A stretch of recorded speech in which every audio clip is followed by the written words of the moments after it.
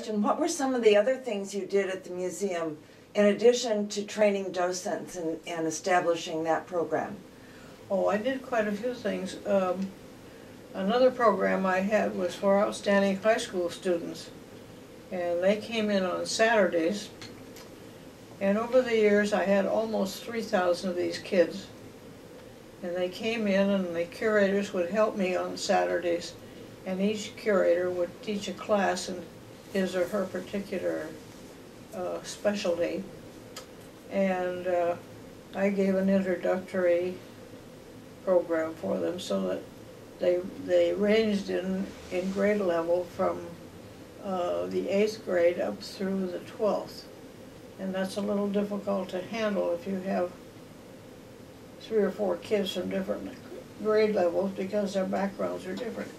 So I gave them the background first, and then we divided them up into classes, and I taught a couple of classes, one in comparative anatomy and another one in scientific illustration.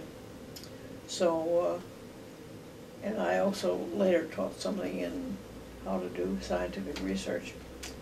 And the rest of the things were vertebrate paleontology, invertebrate paleo, and so on down the line. Whatever the curators specialized in, that's what they taught. And it was good for the kids because we treated them more like adults. And I never had any discipline problems. Nobody did. And sometimes they would go out on field trips with the curators. And I found as the years went on that some of the universities who were familiar with this would take our kids as freshmen and use them in the field. And that's very unusual for universities to do that. They usually wait till they're juniors and seniors. And also I lectured to university classes coming in, mostly on vertebrate paleontology. And we also had a program with the other museum across the way, the Science Museum, and UCLA and USC and Caltech, whereby we recognized youngsters who were unusually bright and could be incorporated in research programs at the various universities. And that went on for a good many years. It rose out of what I did the 10 years before the docents came in, because I started the science fair program. And I guess that's mostly what I did. Probably a lot of other funny little things, but. Well, and you worked with customs, didn't you?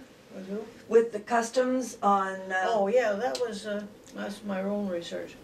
I have funny research. It was research regarding the identification of hairs and fibers. I got into it by one day I was going down the hall on the 3rd floor, and Dr. Pierce called out to me and he said, "Gretchen, do you know anything about hair?" And I said, "No, I don't know anything about hair, except that it always gets in my knife and dulls my knife when I'm trying to slice tissue for the work I'm doing," because I had been doing my master's work at the University of California, Southern California. And so he said, "Well, I'm finding hair in some of the material from Rancho La Brea when I'm trying to find bits of insect material." So I said, "Well, give it to me and I'll take a look at it." And that got me started in identifying hairs and fibers. And nobody does this. So there was one professor over in New Jersey who did it, and I had written to him. I figured out how to identify this, because you can't just put a hair under a microscope and look at it, you have to compare it.